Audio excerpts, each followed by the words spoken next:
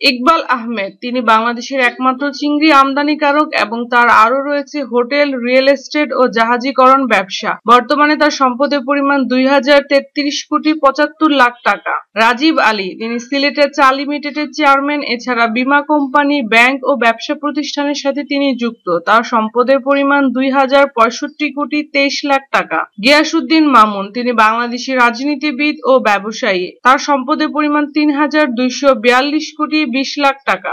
মহিউদ্দিন আলমগীর, তিনি বাংলাদেশ সরকারের স্বরাষ্ট্রমন্ত্রী ছিলেন। ৩,৫০০ কোটি টাকা নিয়ে ধনীদের তালিকায় তার অবস্থান ৭ নম্বরে।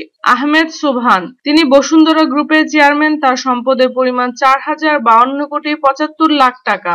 আবুল হোসেন, তিনি বাংলাদেশ সরকারের যোগাযোগ মন্ত্রী ছিলেন এবং পেশায় ব্যবসায়ী। বর্তমানে তার সম্পদের পরিমাণ ৮,১০৫,৫০,০০,০০০ টাকা। সজীব ওয়াজেদ জয়, তিনি বাংলাদেশের প্রধানমন্ত্রী শেখ হাসিনার ছেলে ও পেশায় আইটি কনসালটেন্ট।